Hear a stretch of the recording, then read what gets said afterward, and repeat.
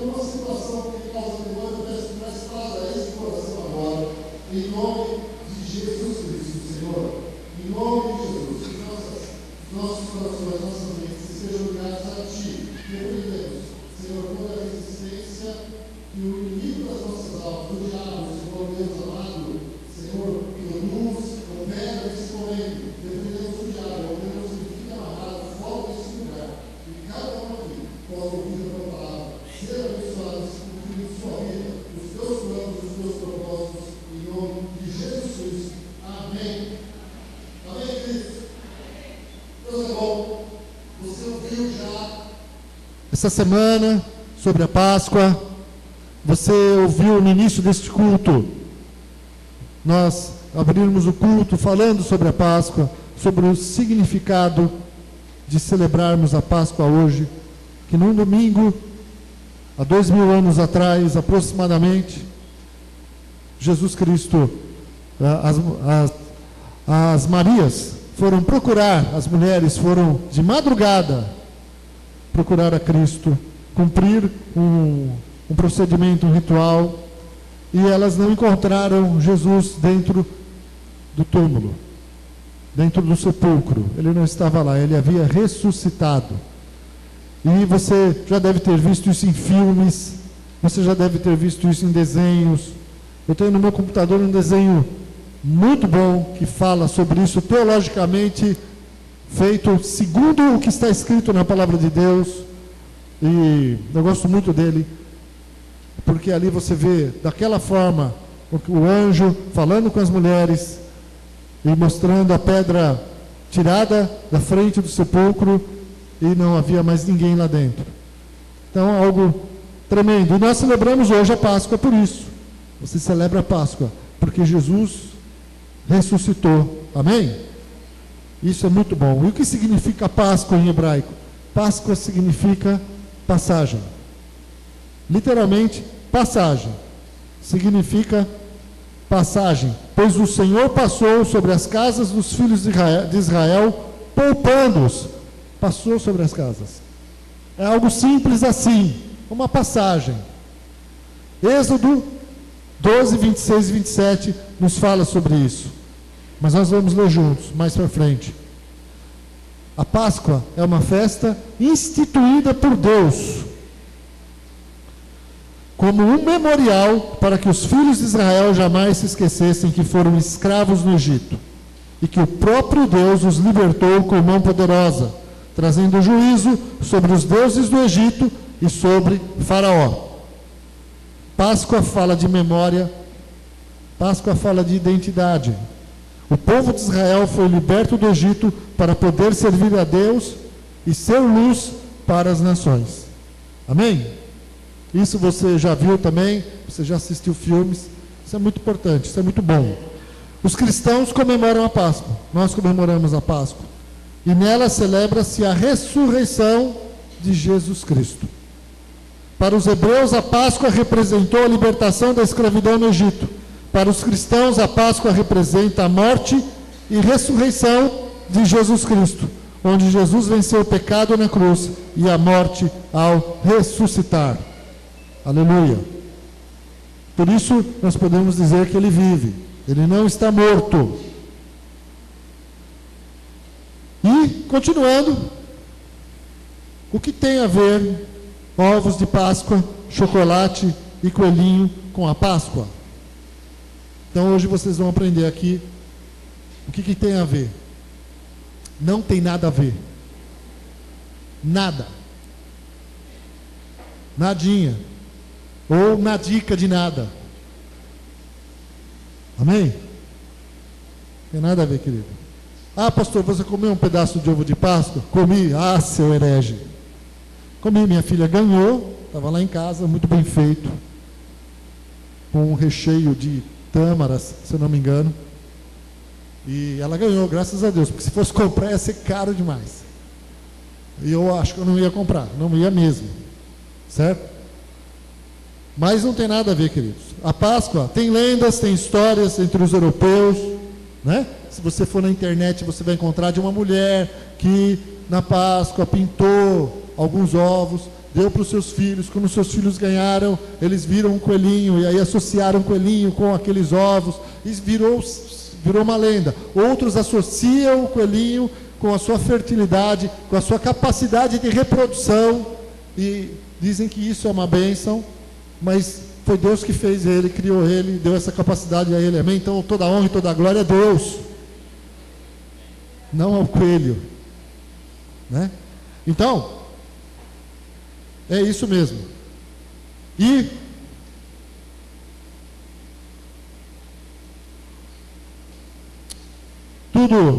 todas essas lendas,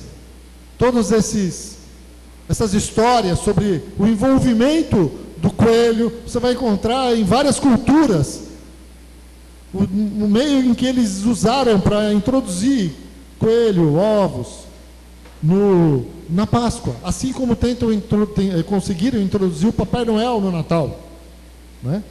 E conseguiram lá colocar coelho, colocar ovo de Páscoa, colocar chocolate, nisso tudo. E todas essas histórias são incertas, são lendas, não tem uma história assim, é esse o motivo. O ovo é por isso. Porque cada um tem uma história, cada um tem uma lenda, cada um tem né, algo para falar. Então tudo isso é muito incerto, esse envolvimento. Mas o que é muito certo é que ele é comercial. É totalmente comercial, né? E eu seria talvez crucificado aqui pela Lacta, pela Copenhague, falando uma coisa dessa, né? E até porque a mesma quantidade de chocolate ao leite que você compra numa barra, quando ele vira um ovo de Páscoa, aquela quantidade passa a ter um valor maior. Eu não sei porquê, mas é óbvio, valor comercial, passa a ter mais valor. Mas a barrinha lá de chocolate maravilhosa, com o mesmo peso, é mais barata, certo? Então existe um comércio por trás de tudo isso. Assim como existe um comércio por trás do Papai Noel, existe um comércio muito grande por trás do ovo de Páscoa. Então, sempre importante, se você levar um ovinho de Páscoa para a tua casa, ninguém vai te mandar para o inferno, fique em paz, ufa, mas deixe bem claro o que é a Páscoa. Amém? Qual é o significado da Páscoa? Amém, querido? Sempre. Muito forte isso. Glória a Jesus. E o que tem a ver a Páscoa judaica com a Páscoa cristã? 8:2. Eu vou explicar um pouco sobre isso, né? Porque para os judeus ela tem um sentido e para nós tem outro. Tem um outro significado. Mas há muitas semelhanças. Muitas semelhanças. Aquela Páscoa no Egito teve um significado muito espiritual para nós cristãos também. Amém? Abra sua Bíblia em Êxodo capítulo 12.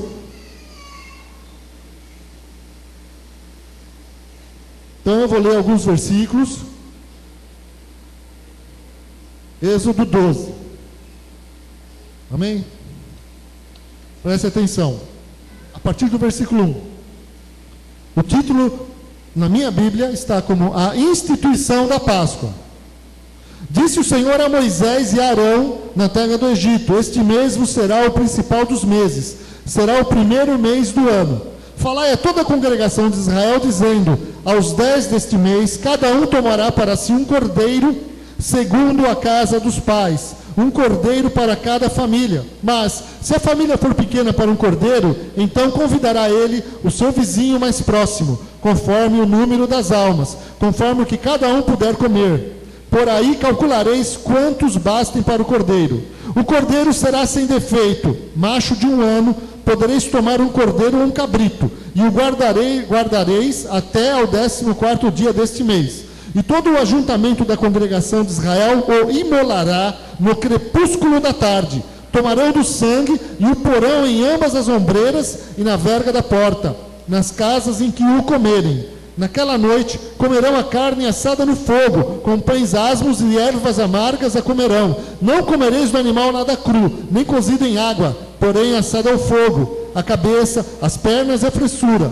Nada deixareis dele até pela manhã. O que, porém, ficar ficar até pela manhã, queima-lo-eis. Desta maneira o comereis, lombo cingido, sandálias nos pés e cajado na mão. Come-lo-eis à pressa, é a Páscoa do Senhor. Porque naquela noite passarei pela terra do Egito e ferirei na terra do Egito todos os primogênitos, desde os homens até os animais. Executarei juízo sobre todos os deuses do Egito. Eu sou o Senhor.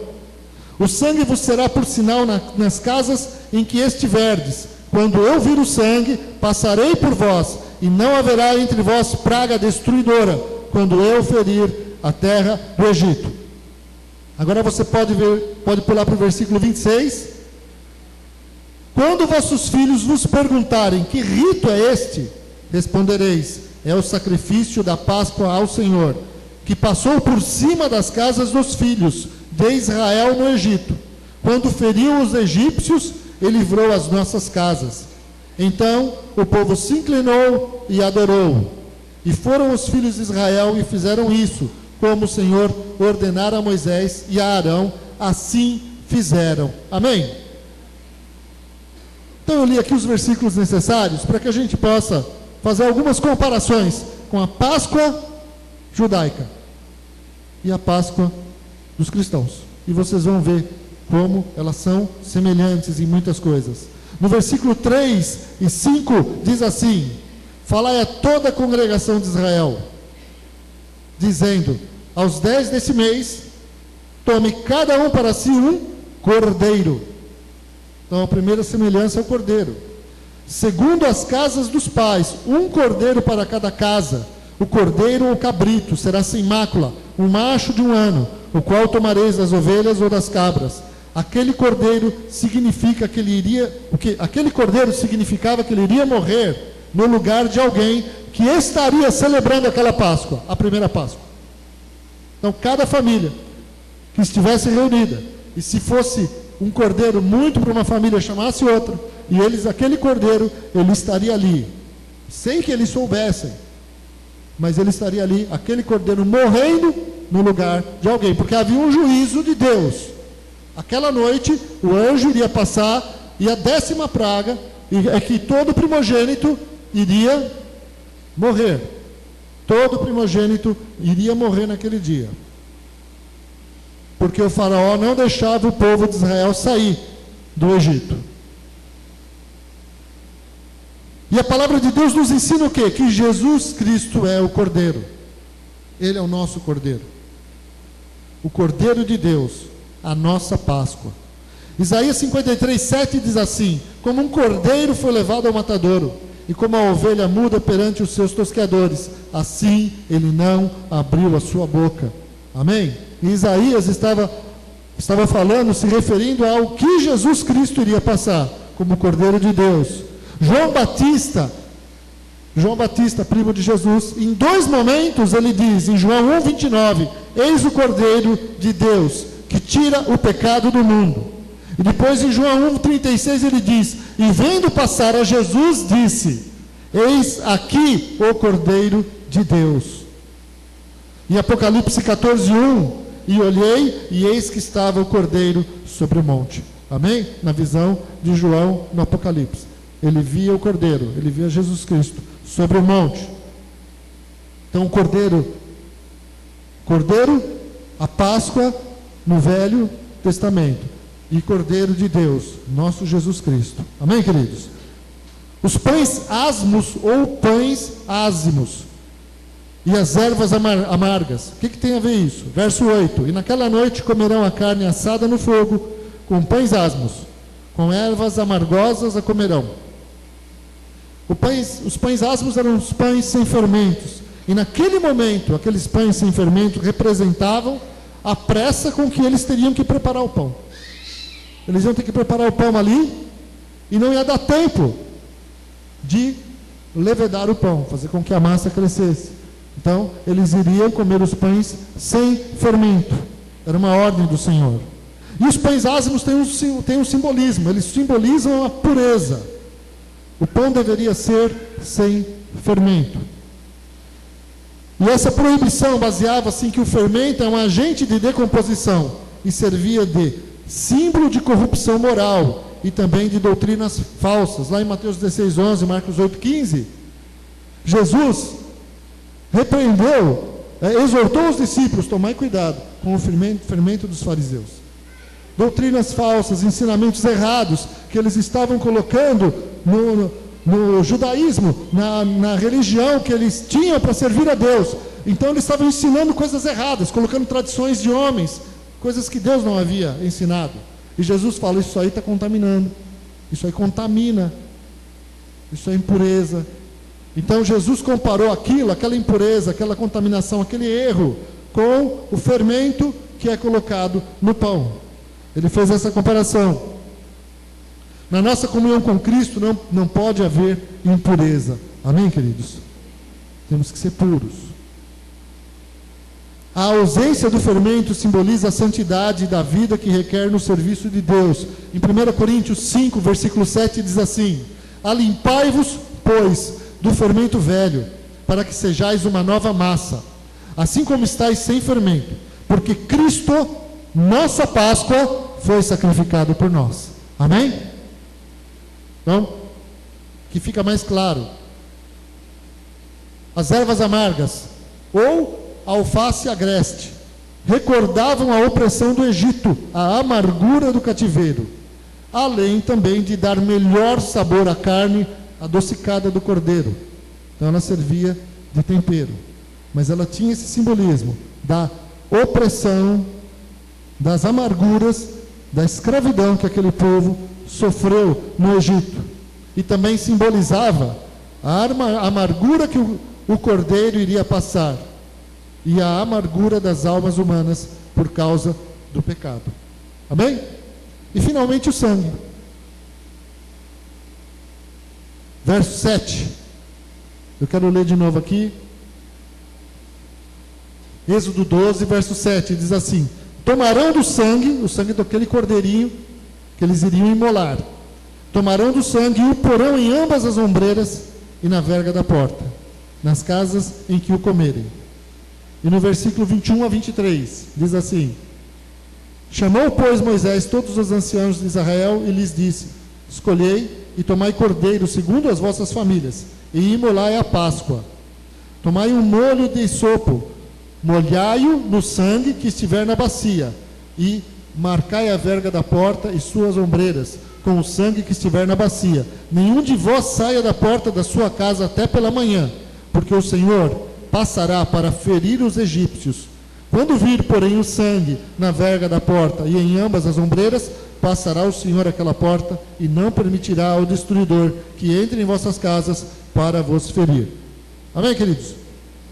Então o que aconteceria? O anjo destruidor, ele passaria pelas casas, e o sangue na verga e nas ombreiras das portas era um anúncio, anunciava que um cordeiro havia morrido naquela casa, e que também eles tinham sido obedientes, porque não bastava apenas imolar o cordeiro, eles tinham que cumprir o que Deus tinha mandado eles fazer, porque se eles cumprissem tudo e esquecessem de passar o sangue na porta, então a destruição iria entrar dentro da casa.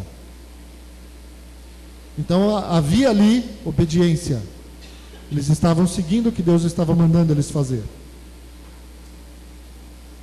O sangue é a garantia do perdão. Hebreus 9, 22 diz assim, que sem derramamento de sangue não há remissão dos pecados. O sangue de Jesus Cristo, seu Filho, nos purifica de todo o pecado. 1 João 1, versículo 7.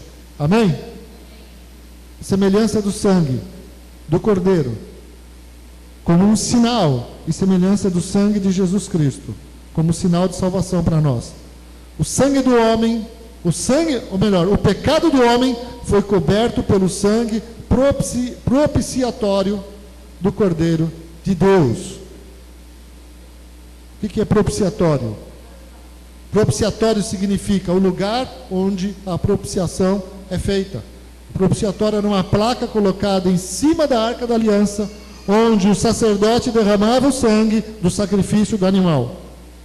E essa propiciação significava apaziguar ou aplacar a ira de alguém irado.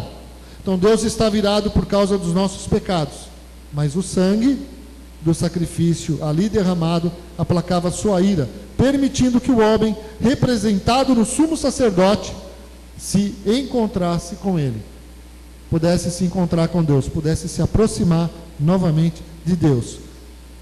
E Cristo, isso no Velho Testamento, Cristo tornou-se a propiciação ou o propiciatório pelos nossos pecados na cruz do Calvário. Amém, queridos? Ele derramou o seu sangue por nós. Não precisa mais sacrifício. Ele foi o sacrifício perfeito. Ele foi crucificado, morto, sem pecado, pelos nossos pecados.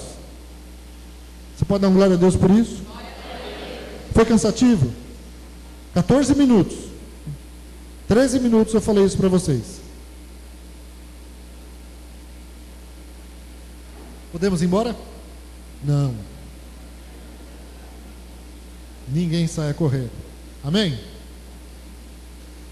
Tudo isso lendo aqui, vendo essas semelhanças tão importantes, né? Para que você possa explicar para alguém isso e saber ensinar o significado da Páscoa judaica com a Páscoa cristã, e que aqueles simbolismos, aqueles elementos da Páscoa judaica tinham tudo a ver com o sacrifício de Jesus, com o que Jesus iria fazer por nós, e se tornaria assim, como diz lá em 1 Coríntios 5, 7, a nossa Páscoa. Paulo diz: Cristo, a nossa Páscoa. Aleluia. Isso é tremendo, isso é maravilhoso. Glória a Deus. E amados, agora isso foi fácil, né? Isso foi muito doloroso para Jesus. Alguns filmes hoje, principalmente aquele filme daquele artista que fez um filme, dirigiu um filme, Mel Gibson, A Paixão de Cristo. Aquele filme, até hoje como nenhum outro, tenta trazer assim uma realidade daquilo que foi a dor que Jesus, a humilhação que Jesus sofreu por nossos pecados, para se tornar o sacrifício perfeito. E a palavra de Deus nos diz que Jesus fez isso mesmo sendo Deus. Ele aceitou essa situação. Ele aceitou o plano do Pai para que o homem pudesse ser salvo, para que você e eu hoje tivéssemos salvação. Amém? Filipenses capítulo 2, versículos 5 a 9 diz assim a respeito disso: de sorte que haja em nós o mesmo sentimento que houve também em Cristo Jesus, que sendo em forma de Deus, não teve por usurpação ser igual a Deus. Presta atenção agora, depois você acha. Que sendo em forma de Deus, não teve por usurpação ser igual a Deus, mas aniquilou-se a si mesmo, tomando a forma de servo, fazendo-se semelhante aos homens, e, achado na forma de homem, humilhou-se a si mesmo, se humilhou mais uma vez, sendo obediente até a morte e morte de cruz. Então isso é maravilhoso para nós. Aleluia. Jesus ter obedecido, Jesus ter se tornado servo, Jesus ter sido obediente até a morte e morte de cruz. E mais um detalhe importante: no tempo de Jesus, a morte, a pior morte que existia, era a morte de cruz. A pior morte. A pior maneira de se punir um homem, a pior forma de condenar alguém que tivesse cometido crimes, a pior morte que existia, a mais sofrível. Se o condenado pudesse escolher, ele preferia que cortassem a cabeça dele, que é algo de 1 segundo, não sente mais nada. Preferia que fosse algo rápido, mas não ficar ali durante horas e horas e horas sofrendo até morrer, sofrendo dores terríveis, até ter um infarto e morrer de coração. É terrível isso. E por isso que havia uma lei. Os romanos sabendo disso, eles instituíram uma lei no Império Romano em que um romano nunca poderia morrer crucificado.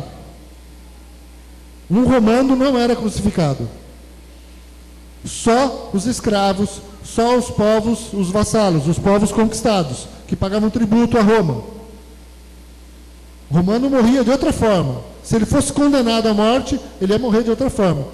Não crucificado. Tamanha a morte. Então a pessoa, quando ela era crucificada, ela começava a ter problema de circulação sanguínea. Então ia sendo devagar. O sangue, ela com as suas mãos furadas, além de que Jesus ainda tinha um agravante. Ele havia sido esmurrado, esbofeteado, estava com uma coroa de espinhos na sua cabeça, cada espinho enorme. Não é esses espinhos de rosa que a gente encontra por aqui. Então ele tinha hematomas pelo corpo, e o seu coração tentando bombar o seu sangue, e o crucificado tenta ficar em pé direito, mas ele vai perdendo as forças. E isso vai causando problemas no organismo terríveis, a ponto de que, quando ele não morre, demora para morrer, que era o caso de Jesus, ele estava demorando para morrer, o que se fazia? Se quebrava as pernas do condenado, para que ele morresse rápido. Mas assim como o cordeiro no Velho Testamento foi preparado e deveria ser assado inteiro, e os seus ossos não foram quebrados, no seu preparo também a palavra diz que os ossos de Jesus não seriam quebrados. Amém? Por isso que ele foi traspassado por uma lança, para que ele morresse logo, porque o pôr do sol estava chegando, e o judeu depois do pôr do sol não poderia fazer nada. Era Páscoa do judeu, era sexta-feira, 6 horas da tarde, ou quando o sol se punha, tudo parava. Então mata logo esse homem, porque senão ele vai ficar aí até domingo. Ele vai ficar pendurado aí até quando? Então mata logo, era o que o judeu pensava, para tirar logo ele daí, como que foi desse jeito, tira logo ele, mata logo, já enfia a lança, mata, tira, põe logo ele num sepulcro, para não ficar dando trabalho. Então Jesus foi muito humilhado, queridos. Mateus 14:65 diz que Jesus foi cuspido, esmurrado, e zombavam dele, cobrindo o seu rosto e pedindo para ele profetizar quem o estava esmurrando. Zombaria e humilhação. João 19, versículo 1 a 3 diz que Pilatos tomou Jesus e o açoitou. Depois de tudo que ele já vinha passando. E os soldados teceram uma coroa de espinho, colocaram na cabeça dele, vestiram ele com vestes de púrpura, cor púrpura, que eram as vestes da realeza, para zombar dele. Para fazer uma zombaria dele. E diziam: salve, rei dos judeus, e davam-lhe bofetadas. E batiam nele. Muita humilhação. Marcos 15, 16 a 20 diz que os soldados o levaram para dentro do palácio, a sala da audiência, e convocaram toda a corte. Chama aqui o povo para ver o que nós vamos fazer. Como se Jesus fosse um bobo da corte. Vamos humilhar esse homem. Quem aqui já foi humilhado? Quem já foi humilhado? Quem já foi zombado? Eu já fui humilhado. Eu sei como é horrível ser humilhado. Eu sei, por ser cristão eu fui humilhado. Eu já fui humilhado na empresa de todo mundo ficar zombando na minha cara, porque eles resolveram tirar um sarro de mim, porque eu era cristão. É horrível a humilhação. Eu me lembro que eu estava na Santista, vou falar Santista, podem dar risada se quiser, mas a humilhação não teve graça nenhuma. Porque eles pegavam, para zombar, pegavam revistas pornográficas e ficavam abrindo na minha cara. Ah, você é crente? Olha. E faziam isso assim. E começou com o meu gerente. E por humilhação. E um dia, ali na empresa, tinham vendedores, haviam funcionários, haviam funcionárias, porque acharam engraçado. Olha lá o crente bobo. Eu tinha um supervisor, que ele era muito legal, era meu amigo, ele era espírita. Ele ficou com vergonha aquele dia. Ele ficou assim, chocado. Falou, por que estão fazendo isso? Porque é um crente, zombam dele. Ficaram ali, achando engraçado aquilo. Se eu tivesse uma manifestação ali de raiva, e ainda me mandava embora. Perdi o meu emprego. Então, como cristão, você vai aturando algumas coisas. Então é horrível. Agora imagina a humilhação de Jesus sendo rei dos reis. Então o Senhor fala, olha, o que eu passei, vocês vão passar também um dia. Mas vale a pena, amém? Vale a pena ser fiel até o fim. Vale a pena você ser fiel até o fim, querido. Esse é o recado da Páscoa para nós. Jesus passou por tudo isso, foi humilhado, esbofeteado, chutado. E aí os soldados começaram a saudá-lo diante de toda a corte. Eu não sei quantas pessoas haviam ali, mas eram muitas. E deviam estar achando engraçado, muito engraçado o que estavam fazendo com Jesus. E começaram a saudá-lo dizendo, salve o rei dos judeus. E feriram-no na cabeça com uma cana. E cuspiram nele de novo. E postos de joelho o adoravam. Olha quanta zombaria. E havendo escarnecido, despiram-lhe a púrpura e o vestiram com as suas próprias vestes. E o levaram para fora a fim de o crucificarem. E Jesus foi crucificado. E por respeito, todas as imagens, fotos, né, a arte, né, as fotografias, mostram Jesus com um pano ali, certo? Mas ele foi crucificado nu, que era dessa forma que quem ia para a cruz ficava, totalmente despido. Então a humilhação era muito grande. E aí quando ele estava na cruz, continuaram zombando dele, passando toda essa humilhação. Ah, você não é o filho de Deus? Você não falou que você era o filho de Deus? Então, por que você não desce daí agora? Porque desce daí agora, Jesus. Sai daí.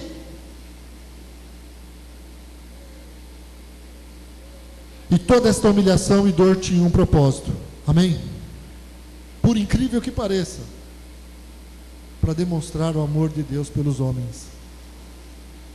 Porque a palavra de Deus nos diz lá em João 3,16, que a maioria conhece de cor, porque Deus amou o mundo de tal maneira que deu o seu Filho unigênito para que todo aquele que nele crê não pereça, mas tenha a vida eterna. Amém? Glória a Deus. E também João 15,13 diz, ninguém tem maior amor do que este, de dar a alguém a própria vida em favor dos seus amigos. Só que no pacote de dar a vida, tinha todo esse processo de dor e humilhação que o Cristo iria passar. Então, amado, Jesus pagou um alto preço, suportou uma grande dor e humilhação para que ele se tornasse a nossa Páscoa. A nossa Páscoa. Então, queridos, não dá para pôr nada no lugar de Cristo na Páscoa. Ele é a nossa Páscoa, aleluia. Fala para quem está do seu lado, Jesus é a nossa Páscoa. Jesus é a nossa Páscoa. Aleluia. Louvado seja o nome do Senhor. Paulo escreveu lá em 1 Coríntios 5:27, que Ele é a nossa Páscoa. E também, porque Jesus passou, Páscoa é passagem, Jesus passou da morte para a vida. A morte não pôde detê-lo. E por causa disso, em 2 Coríntios 5:17 diz, assim que, se alguém está em Cristo, nova criatura é. As coisas velhas já passaram, eis que tudo se fez novo. Glória a Deus. Em João 5:24 diz, na verdade vos digo, que quem ouve a minha palavra e crê naquele que me enviou, tem a vida eterna, e não entrará em condenação, mas passou da morte para a vida. Aleluia! Então você passa da morte para a vida. Glória a Deus. E o que cabe a nós hoje? Como discípulos de Cristo. O que cabe a nós? Mateus 16, 24 e 25 diz assim, então disse Jesus a seus discípulos: se alguém quer vir após mim, a si mesmo se negue, tome a sua cruz e siga-me. Porquanto, quem quiser salvar a sua vida, perdê-la-á, e quem perder a vida por minha causa, achá-la. Então nós, como cristãos, o que cabe a nós? Tomar a sua cruz e seguir a Cristo. E tomar a sua cruz e siga-me, o sentido é claro, alguém tem que morrer, né? Então fala para o teu irmão: morra logo. Morra logo. É a melhor coisa que nós possamos fazer. Não literalmente, morrer para você mesmo. Se Jesus foi para a cruz para morrer, quando Ele nos manda para a cruz, é porque alguém também deve morrer. Amém? E como isso acontece? Romanos 6, versículo 3 a 6, isso nos mostra ali. Romanos 6, 3 a 6, fala sobre batismo. Romanos 6, 3 a 6. Ou, porventura, ignorais que todos nós que fomos batizados em Cristo Jesus, fomos batizados na sua morte, fomos, pois, sepultados com Ele na morte, pelo batismo, para que, como Cristo foi ressuscitado dentre os mortos, pela glória do Pai, assim também andemos nós em novidade de vida. Porque se fomos unidos com Ele na semelhança da sua morte, certamente o seremos também na semelhança da sua ressurreição. Sabendo isto, que foi crucificado com Ele o nosso velho homem, foi crucificado com Ele o nosso velho homem, para que o corpo do pecado seja destruído e não sirvamos o pecado como escravos. Amém, queridos? Então é isso. Portanto, no batismo você é sepultado e ressuscitado com Cristo para viver uma nova vida. E no versículo 5 diz que a morte e a ressurreição de Cristo são semelhantes ao batismo. E no verso 6, mais uma vez eu repito, vemos o significado da Páscoa aqui, da passagem. Mais claramente, é a passagem de uma vida para outra, de uma condição para outra. Assim como os hebreus deixaram de servir os egípcios, eu deixo de servir ao pecado para servir a Deus. Amém, querido? Esse é o mesmo significado. O povo de Deus deixou de ser escravo no Egito, nós deixamos de ser escravo do pecado. Aleluia.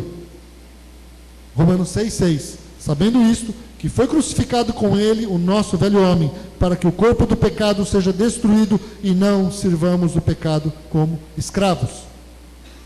Glória a Deus, aleluia. Então, amado, quem tem ouvidos para ouvir, ouça a voz do Espírito. Você está ouvindo? Sim. Né? Não diga amém. Quando eu digo, você está ouvindo, você pode responder, sim, estou ouvindo, isso é bom. Então, nesses dias, irmãos, Deus tem falado muito sobre voltar ao primeiro amor. Domingo passado, o pastor Paulo falou sobre a carta à igreja de Éfeso, né? Falou lá, Éfeso em quatro atos. E está na internet a pregação dele, para quem quiser ouvir. Foi uma das que não se perdeu. Aliás, domingo retrasado. Domingo passado foi o Nando que pregou e a pregação se perdeu. Quem ouviu, ouviu. Estragou a pregação. Mas as pregações do domingo 22 e 23 de março estão na internet. Você pode ouvir. Amém?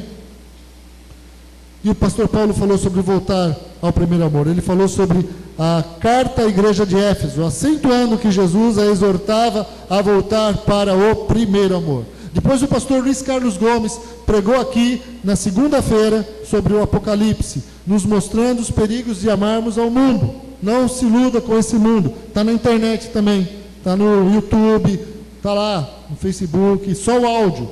E também alguém que estava aqui gravou o vídeo. Ficou mais ou menos, mas dá para ver. Se você quiser, você se vê lá no vídeo, né? Todo o povo que tinha aqui, tinham mais de 200 pessoas no culto de segunda-feira com o pastor Luiz Carlos Gomes. Foi uma bênção. Então Deus tem falado conosco.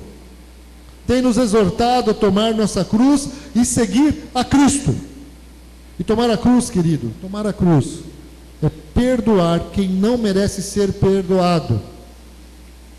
Tomar a sua cruz é fazer sacrifício. Não é o sacrifício de imolar alguém, é o sacrifício de fazer o que você não quer fazer. Amém? Hoje os cristãos não querem fazer sacrifício. Eles dizem, eu tenho o direito de ser feliz. Eu tenho o direito de ser feliz. E esse eu tenho o direito de ser feliz, por trás dele está assim, eu vou fazer o que eu quiser fazer. Eu vou fazer a minha vontade. Eu tenho o direito de ser feliz. Amado, você tem o dever de fazer a vontade de Deus, amém? Você tem o dever de fugir da vontade da sua carne. Você morreu no batismo. Ou não? O que ressuscitou no batismo? Ou o que ressuscita? A nossa carne ressuscita de novo? Você tem o dever de fugir da vontade da sua carne, de fugir do pecado, de fugir da mentira, da prostituição, do sexo fora do casamento. Amém? Você tem esse dever, essa obrigação. E o Senhor nos exorta a isso. Hoje os crentes não querem fazer a vontade de Deus, não querem tomar a sua cruz, não querem renunciar à sua carne. Em primeiro lugar está a minha felicidade, o meu conforto, os meus direitos e a minha vontade. Isso não é discurso de cristão. Isso não é discurso de cristão, irmãos. Não adianta. Isso é discurso de quem não quer ser cristão, porque ser cristão é seguir a Cristo. E Jesus foi para a cruz e Ele disse para nós, quem quiser salvar a sua vida, perdê-la-á. E quem perder a sua vida por amor a mim, achá-la-á. Aleluia. Hoje os crentes estão se nivelando pelos que estão piores que eles. Então as pessoas ficam procurando os piores para se nivelar. Eu estou melhorzinho que ele, então eu estou bem. Vai se nivelando pelo pior.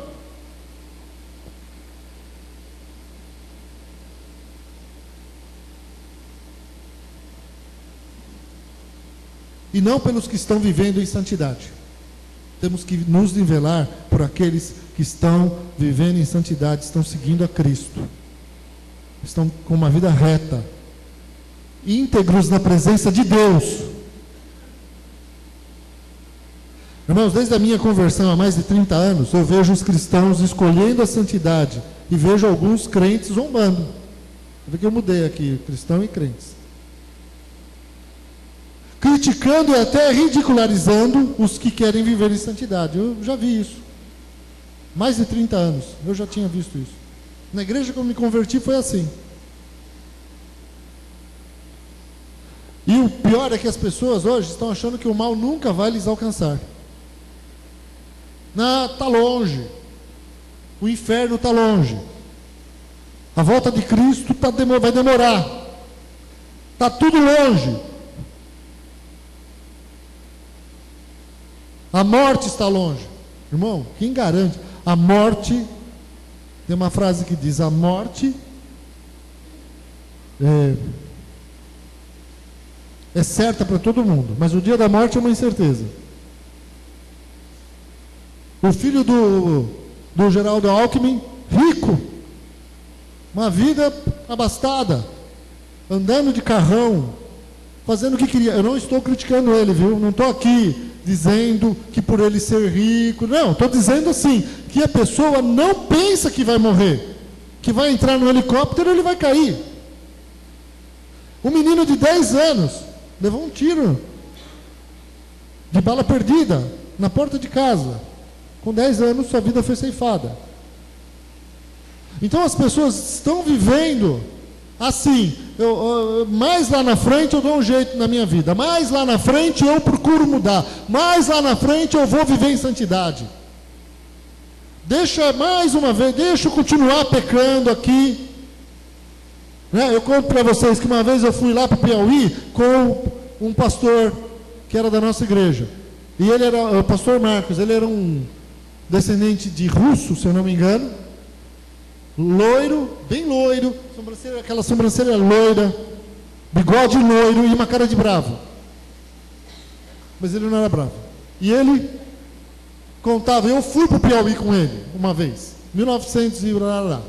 Fui lá com ele e faz tempo, ia 1989, não, 1990, isso aí, 1990, fui com ele para lá, e naquela viagem foi quando os irmãos do Piauí diziam para mim, você vai ser pastor, você vai ser pastor, e eu dizia, que nada, você nada, e eles diziam, né? E tinha uma brincadeira na nossa igreja que dizia que quem ia para o Piauí virava pastor, isso pegou em mim, né?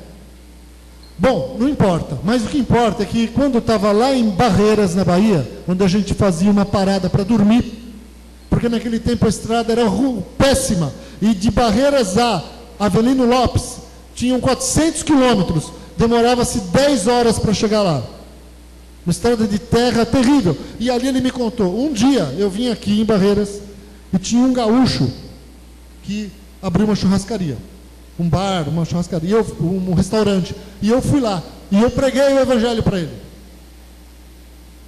O pastor Marcos era um evangelista, e falou de Jesus para o homem, e ele falou assim, eu sou muito novo para pensar nisso, eu vou pensar nisso na minha velhice.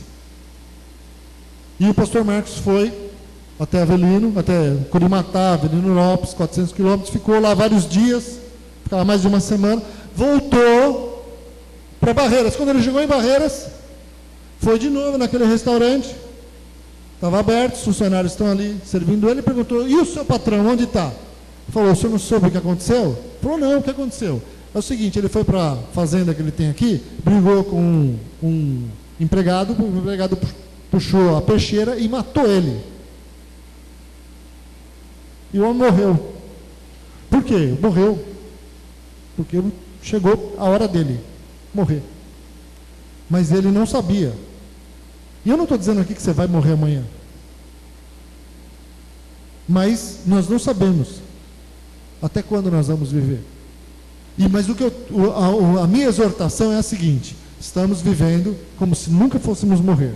Como se nunca um dia fôssemos prestar conta para Deus das nossas atitudes e das nossas ações. Estamos vivendo, queridos, como se a nossa vida não tivesse problema e a igreja tem esfriado. Olha a sua vida como está.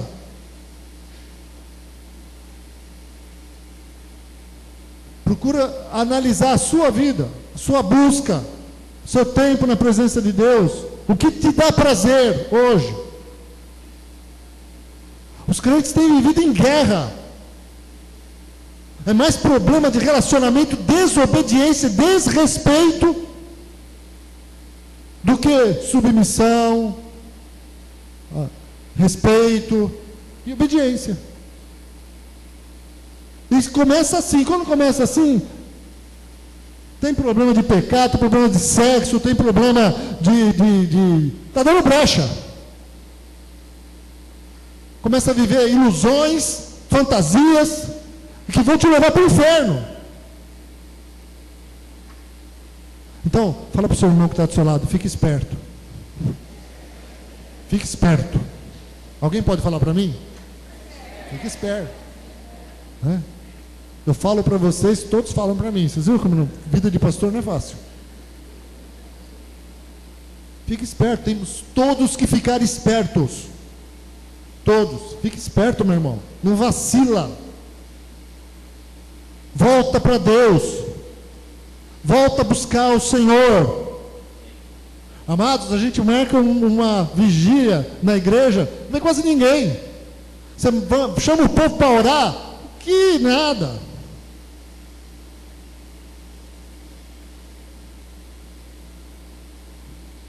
É uma verdade ou uma mentira?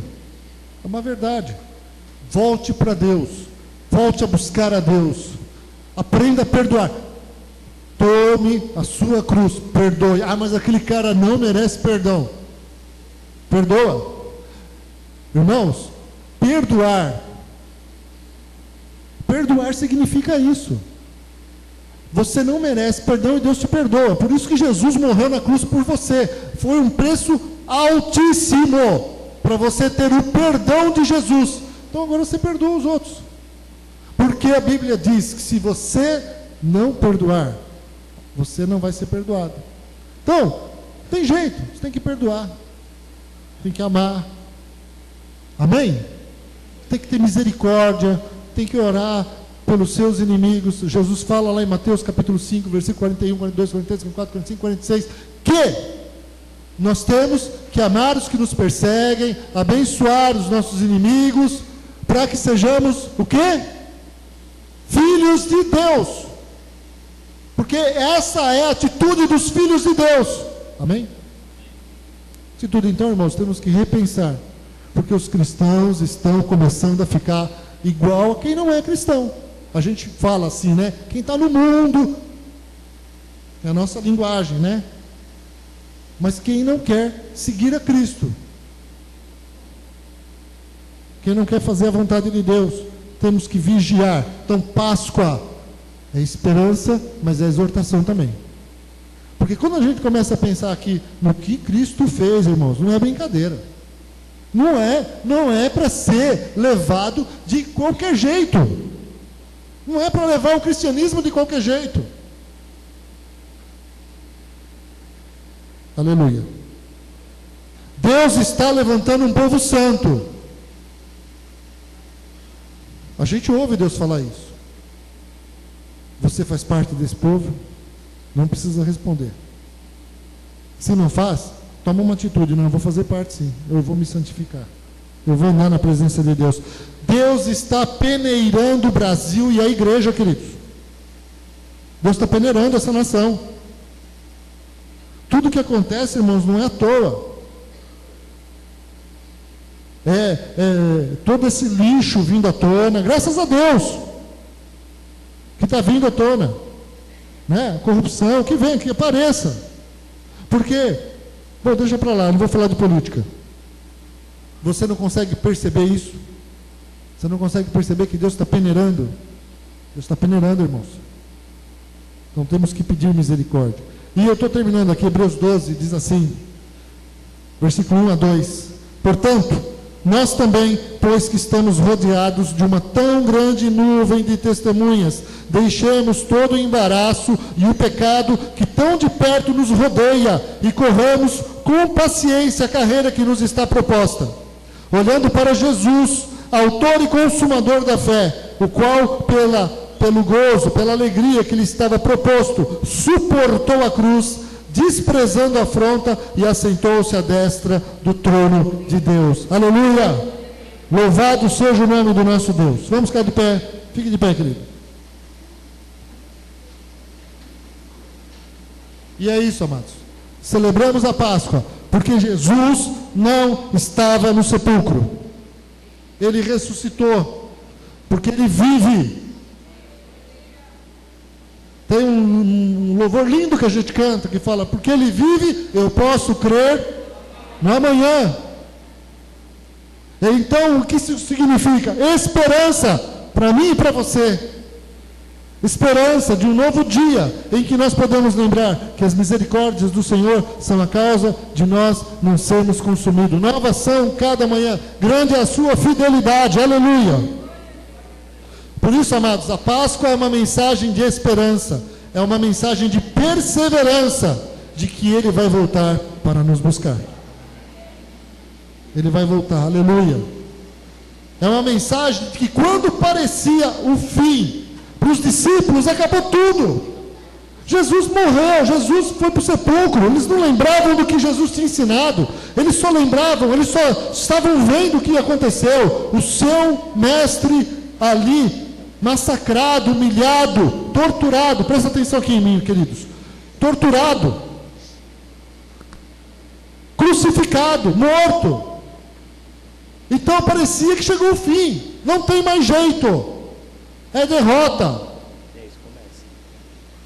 Parecia o fim de tudo. E o anúncio que a Páscoa nos traz, o que Jesus nos mostra, é que Ele triunfou sobre tudo isso. Ele triunfou sobre a morte. Ele chegou até a morte. É aquela situação, para nós, que parece assim, não tem mais jeito. Ele morreu. Acabou tudo. Acabou tudo, não tem mais jeito, agora não tem mais jeito. Jesus está te avisando, tem jeito sim. Tem jeito para a sua vida. Tem jeito para os piores problemas da vida. Para as piores situações, há uma solução. Em Cristo há uma solução. Ele tem o poder. Ele venceu a morte, aleluia. Ele venceu sobre o pecado.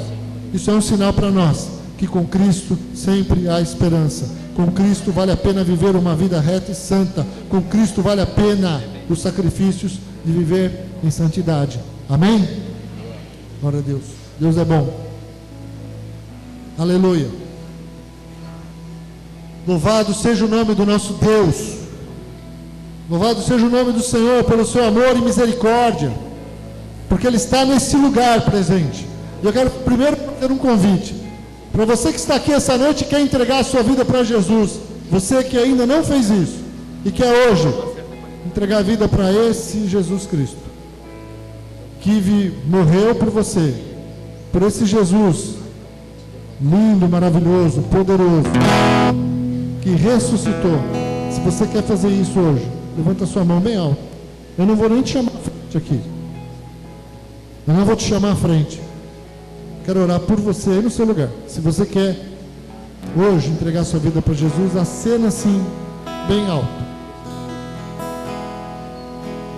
Glória a Jesus. Louvado seja o nome do Senhor. Se você ainda quiser fazer isso hoje, você pode me procurar depois do culto. Você pode procurar a pastora Sandra. Você pode procurar um irmão da diaconia para poder fazer isso.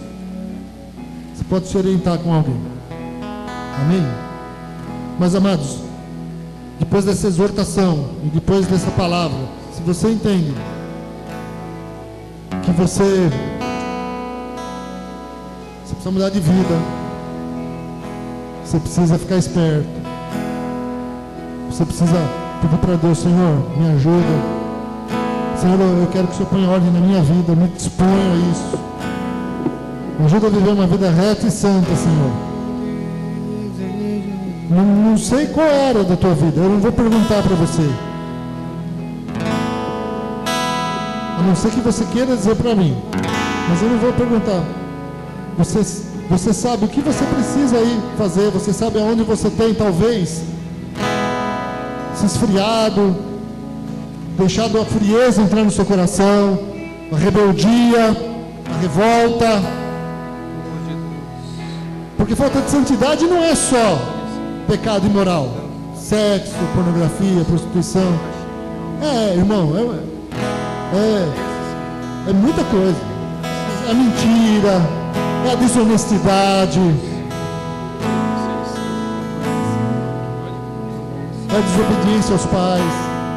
Isso é falta de santidade. Amém? Se você acha, fecha os seus olhos no seu lugar. Se você acha isso hoje, que você precisa mudar em alguma área aí, vamos orar com isso. Eu acho que isso é apelo para todos.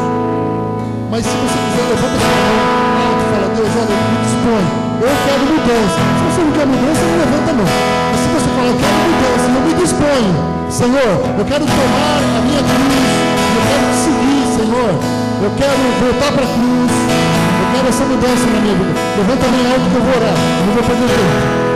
Bem alto a sua mão. Amém. Senhor, o Senhor está vendo as vidas que estão aqui. Senhor, eu te agradeço. Em primeiro lugar, mais uma vez, porque o Senhor morreu na cruz por mim. Porque o Senhor pagou um alto preço. Porque o Senhor derramou o teu sangue precioso. Como um cordeiro, Senhor, sem mancha, sem mácula, sem pecado.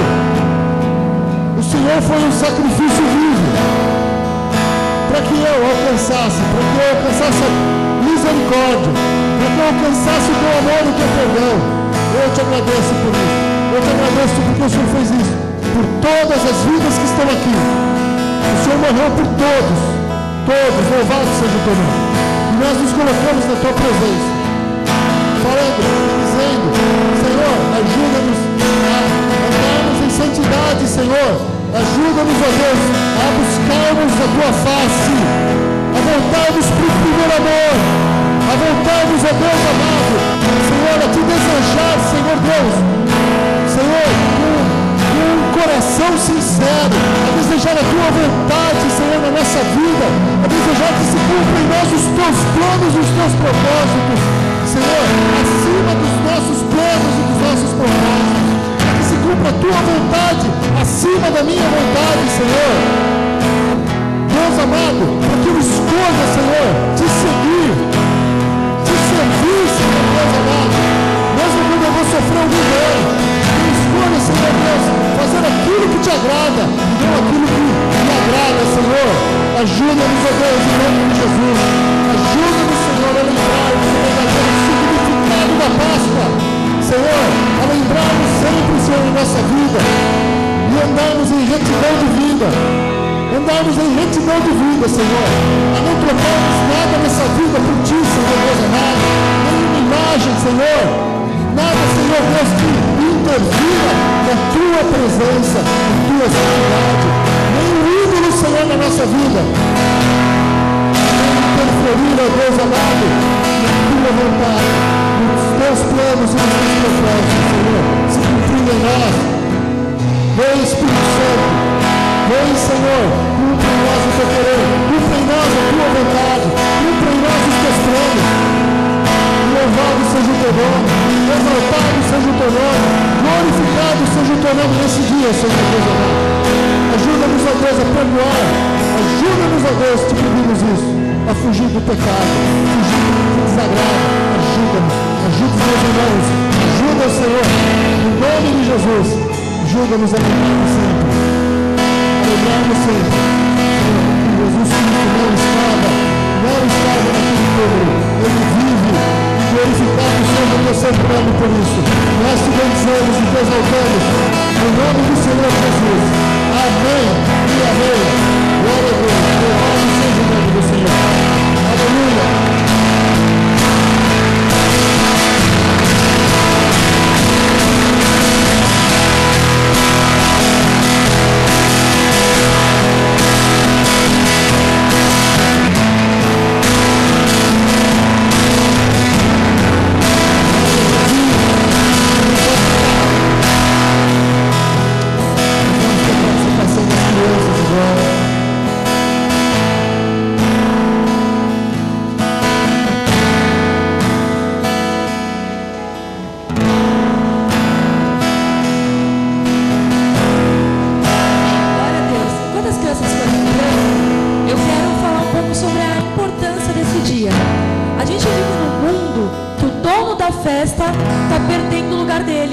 A gente vive num mundo que o dia de hoje, que a gente tem que ensinar aos nossos filhos, que a gente comemora que Jesus ressuscitou por amor a eles, a gente está ensinando sobre o coelho. Então eu quero dizer para você, querido, que você tem que ensinar o seu filho sobre o grande significado desse dia. Que a morte de Jesus, que tudo aquilo que Jesus passou, que o pastor falou, não perca o valor para essas crianças. Hoje eles vão celebrar a vida de Jesus. Hoje eles vão cantar o amor daquele que nos amou primeiro. E é isso que eu peço para que você ensine o seu filho. Para que no Natal, para que na Páscoa, eles entendam a verdade. E nós, como igreja, ensinamos para os seus filhos a verdade.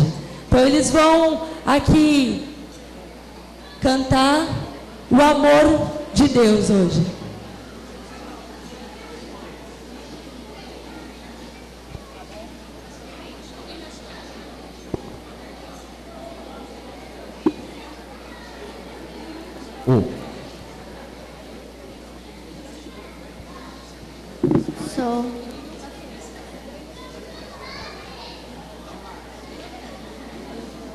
Pode ser.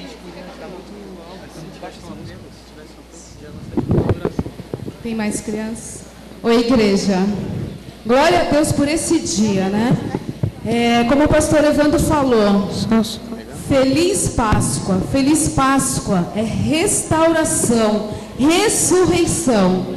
E eu louvo a Deus, porque essas crianças estão tendo a oportunidade de entender o que é Páscoa. Elas, a semana inteira, beleza? A semana inteira, elas foram ensinadas na escola sobre o coelhinho, sobre a história da Páscoa. E hoje elas foram ensinadas sobre a história verdadeira da Páscoa. Existem dois reinos, o reino do mundo e o reino de Deus. Então você, papai e mamãe, ensine aos seus filhos o reino de Deus. Busque o reino de Deus em primeiro lugar. Porque o mundo, ele jaz do maligno. E ele está louco para resgatar essas crianças. Então cabe a você, papai, mamãe, você, tio, a ensinar a verdade. Conhecereis a verdade vos libertará. Então as crianças aqui, tudo bom, Jocha? Beleza. Então, as crianças aqui, elas vão cantar exatamente isso, que Jesus, ele veio ao mundo para nos salvar, mas para nos restaurar. Através da restauração, nós vamos ser salvos, nós vamos entender o amor de Deus. Então, elas vão cantar uma música e depois uma outra para celebrar. Eu peço que ninguém tenha pressa de ir embora, porque no mundo o show pode durar a noite inteira e a pessoa tem energia. E aqui nós queremos dar um show para Jesus. Nós queremos celebrar Jesus, certo? Então depois eu converso com vocês. Só um momento.